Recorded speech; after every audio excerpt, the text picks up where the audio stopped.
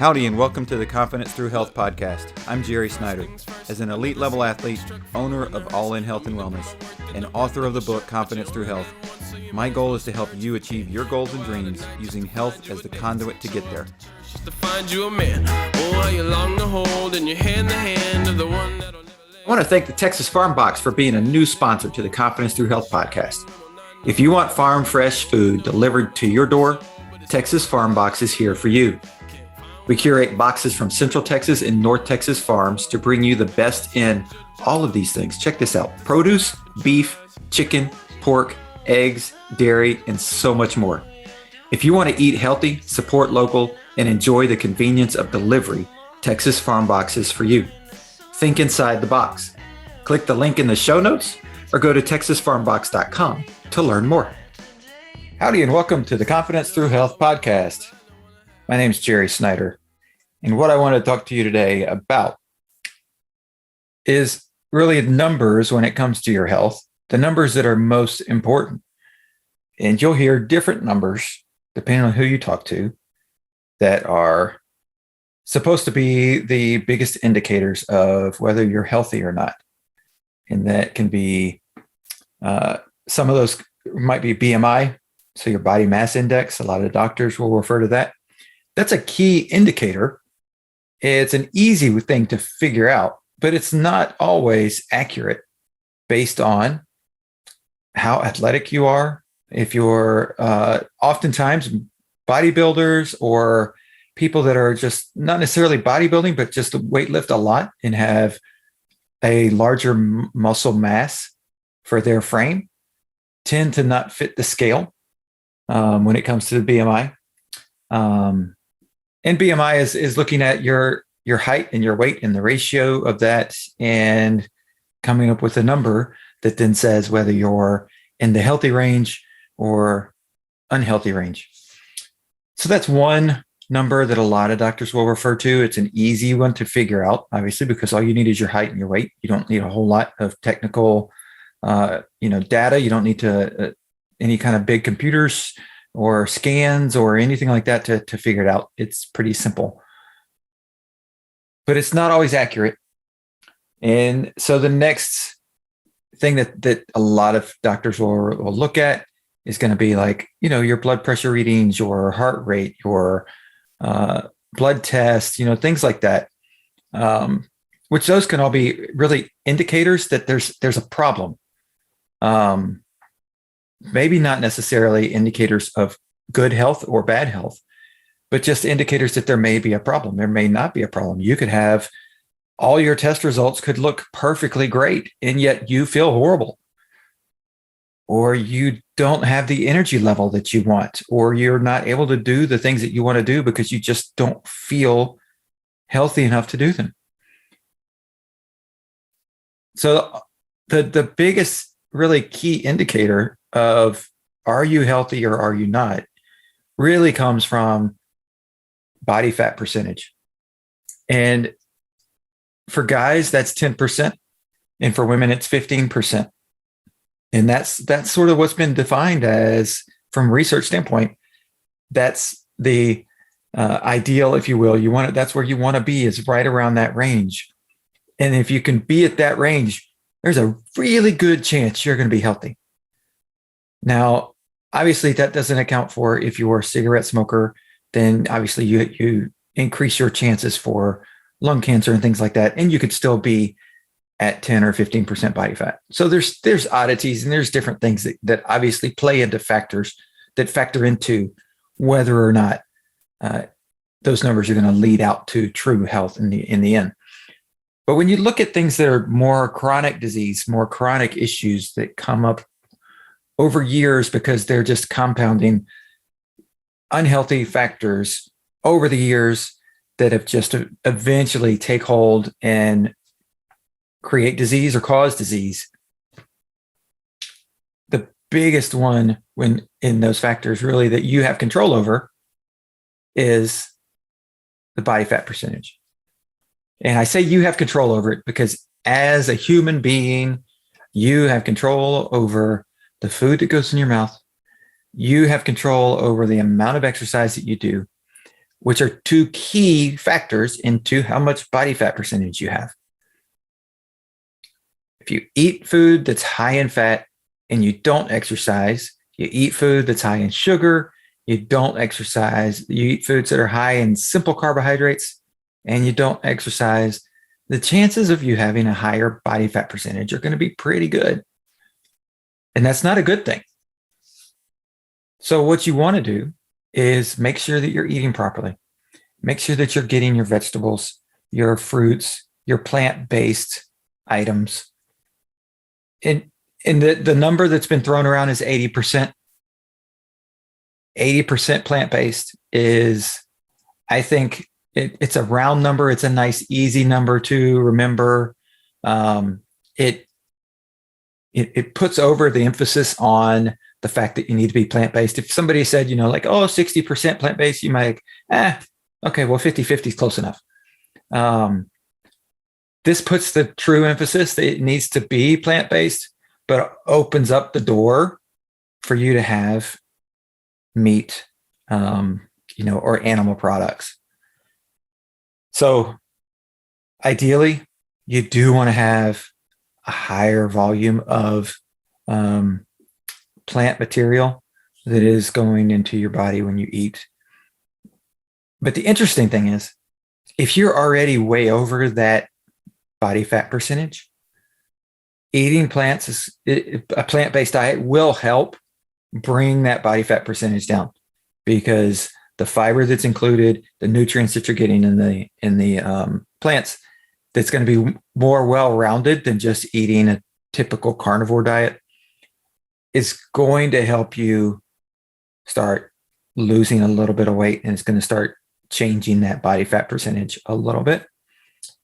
But a really interesting thing is that the way that the body works, you have stored energy because you ate more than you used. And it's not, and I'll talk about this, I'm going to a little teaser for the next episode about, what is a calorie and how does a calorie work in the burning of energy. But basically, you've stored energy that you didn't burn. And now you're at a spot where you've got a high or medium high or higher excessive body fat percentage. And that would be, really high as anything over, 15 to 20%. Because if 10% is normal, or so I should say, indicates a healthy, normal body for men, or 15% for women, then adding 5 or 10% is going to put you in a much higher bracket and a much higher risk factor. The higher you go, exponentially the risk factors increase for chronic diseases. So your chronic diseases are your heart disease, your stroke, your cancer, anything that's going to develop over a long period of time due to factors that have taken a long time for you to put into place. Dementia, Alzheimer's, all of these things are chronic diseases that come in typically later in life. We're seeing them more and more in earlier ages, in people in their 30s are starting to see these things happen. But it's all because you're doing something for a long period of time and you're compounding the negative effects on top of each other. So the longer you spend above that 10% for men or 15% for women body fat percentage, the more likely those things are going to start compounding and leading to chronic issues. And one of the difficult things is that once those things show up, it means that you need to make extreme moves to then remove them, or you can choose to tackle it through pharmaceuticals and other medical ways. And I'm not trying to say that those ways aren't there for a reason. They're there for a reason. But you can do it through just understanding how food works, understanding how your body works, and understanding what you set yourself up for. that if you catch it early enough, or you stop it before preventative standpoint, you stop it before it actually develops. Even though you're on that path, you stop it before it develops. You can take your life back in your hands as far as your health is concerned. So the most interesting way of doing that, and I've talked about this a few times in previous episodes, is fasting. And I'm talking about like complete fasting, not intermittent fasting. Intermittent fasting is great for a lot of people. I think it works better for most people as a maintenance standpoint than it is actually a true weight loss. And calorie counting, calorie deficit, and all those different things. As I said, I'll talk about that in the next episode. But one of the things that's bad about that is that your body can adjust based on the calories you give it.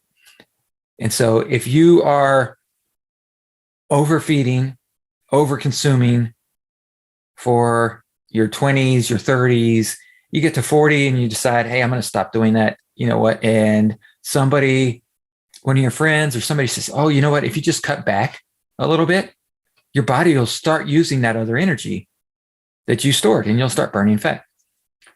And it may work for a very short period of time, a week, 2 weeks, you may see some results.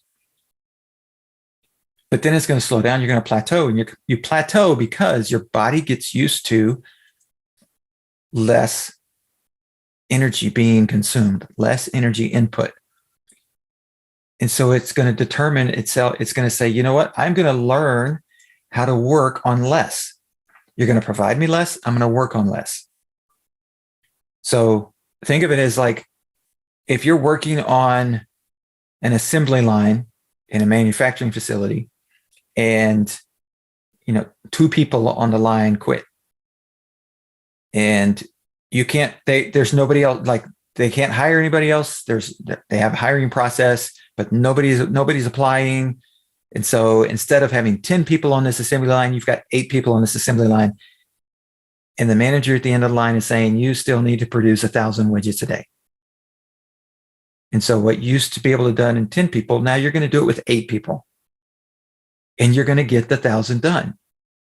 And yeah, it's going to be a little bit more work and you're going to be frustrated and it's, all of those things are going to happen, but you're still going to get the 1,000 done. Well, the same thing happens in your body. If you're used to eating 2,500 calories or 3,000 calories, which in the next episode, I'm going to explain how that actually that's not even part of the function. But for most people, that's what they believe and that's what they understand. You're eating 3,000 calories. Well, if you cut back to 1,500, you might say, well, my body's going to burn the other 1,500 because I'm used to living on 3,000. It'll do that for a short time. And it'll say, okay, now we're living on 1,500. We're going to do everything back here. Everything we used to do, everything we're used to doing on a daily basis, we're going to do it on the 1,500 calories, which means some of your processes internally are going to start to falter. Your digestive process, the endocrine system, different systems are going to start failing because they're not getting the amount of energy that they need to work properly. Because your body, even though you've stored fat, even though you've stored energy, your body still says, hey, I need to save that for the future. I'm still getting something, so I'm just going to live on this. We're going to save the rest of it for the future for when we don't get anything at all. And that's the key. If you're well over 10%, 15% for women, body fat percentage, you actually don't have to eat. Now, there's a proper way to go through this, and there's a proper way to set yourself up in the weeks before. It's not something that if you're used to eating the standard American diet, don't listen to this podcast and then tomorrow stop eating. It will backfire on you in possibly a very damaging way. You have to go through a process to set up for it. I've walked people through that process. It's not that hard, but it is a process that you have to get your body ready for and used to so that you turn on the right things at the right time, and your body will make that transition and go from a full, normal, meal plan, normal eating. And when I say normal, I'm just meaning 3 times a day, not normal as in healthy or normal as in, but just you're eating, at normal times, a normal amount of food that most people will think you should eat during the day. And then transitioning to zero input. And what happens is it changes your body's chemistry because your body switches on the side of it that says, now I have to start using all this stored energy. I stored it for the moment that I wouldn't have food. And while we live in a country and in a world for the most part where most people are not at a point where they can't just go get something at the grocery store. They can't go get something at a restaurant or at a soup kitchen or there's options available for most people in the world to be able to go get. Especially if you're overweight, your body is storing for the point where all that disappears. And when you get to the point where all that disappears, your body will transition and turn on the processes to start burning that fat because you have to live off of something. So as long as you have a higher body fat percentage, the higher your body fat percentage, the longer you can go without eating. You still need water. There's vitamins and minerals that I recommend people take when they do this. And depending on the person, depends on how many and how much of each of those things. And so there's a planning purpose and a way of doing it right. But wrap your head around that idea because that's what your body is doing. We all know that. We all know your body is storing fat for future use. But unfortunately, your body also adjusts as you go through different stages and different diets, if you will. And calorie restriction is one of those diets that your body adjusts to. And then you live off of, and that's why you plateau. And that's why you plateau when you do things, is that your body adjusts. And if you don't continually shock, if you will, or change up, make it random, make your body start thinking, going, oh, what's he doing now? Wait, I thought we were doing this. Now we're doing this. Okay, we got to adjust. We got to change. Don't let it get to that point where it's just like, oh, this is what we're doing now forever. Go, boom, done. I got it. Autopilot. When you put your body on autopilot, that's a very dangerous thing. And that's not what you want. So changing it up. If you're over that 10% or 15% body fat, consider looking at whole fasting. Reach out to me and I can help you figure out how to put that in place. But the other thing to keep in mind is that when you fast like that, it often, for most people, the vast majority of people, it will regulate everything in your body within 72 hours. Your blood pressure will regulate and normalize. Your insulin levels will regulate and normalize. Your cholesterol will regulate and normalize. Even though you've got, maybe you've got 35 or 40% body fat.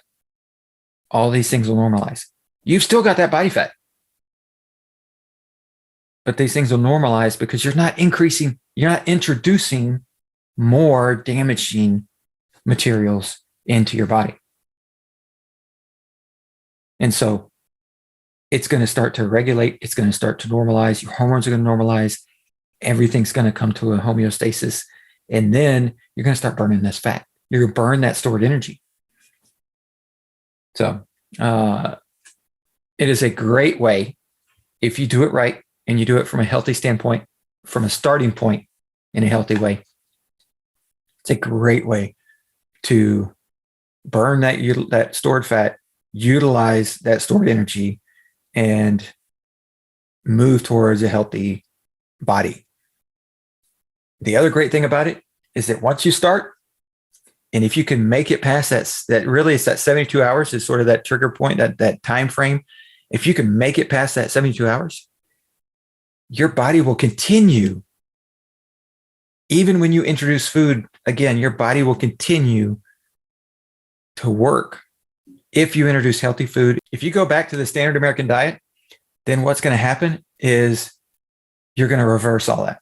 But if you continue with a healthy diet, a healthy meal plan, healthy foods in 80% plant-based or more, you're going to continue to see your metabolism. You're going to continue to see all those functions working properly for you.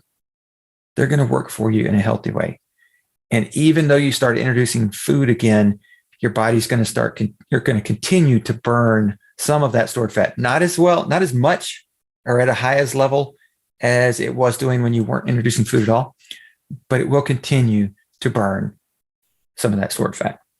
So those are the two key numbers. And really, it's just one key number, depending on if you're male or female. So if you're male, it's 10%. If you're female, it's 15% body fat percentage.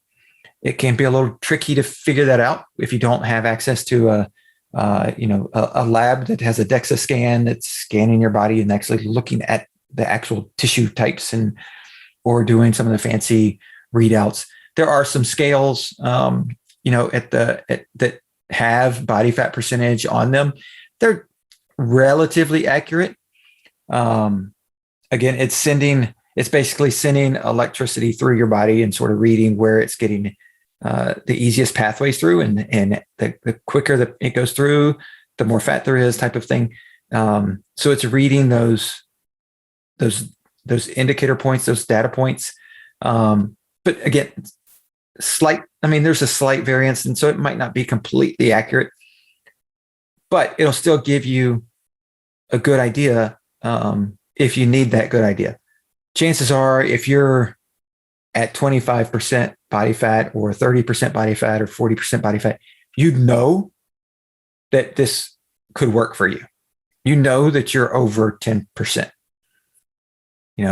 For guys, if you're a guy and you think, I'm in that maybe 14% or 12%, or maybe, I don't know, maybe I'm 10%. I don't know. Then actually get something to give you a readout before you look at something like this. Because you won't need to do it for very long, and you want to make sure you do it to the right level and then work back to eating food again. So definitely some precautionaries to doing it. Don't go start doing it just because you listen to this podcast. This is just to give you the idea. Talk to your doctor about it. Talk to anybody that's in the nutrition world that is looking at it from a integrative standpoint, because they're going to be up to date on fasting and the potentials that it can provide for people, especially when it comes to chronic disease. So, but do that. Reach out to me if you have any questions. Be happy to answer those for you. And stay tuned to the next episode, where we're going to talk about what truly is a calorie, because a lot of people are mistaken when it comes to that, because you cannot actually burn a calorie. Thanks for checking out the All in Health and Wellness Confidence Through Health podcast. Our goal is to use health as a conduit to help you reach your goals in life. A little lighter than me. I'm about to black out. Her grip is getting tighter on me. I think I like it deep inside. I feel the fire in me. She like the milky, see me cream into the coffee to me. She got soul in her sway.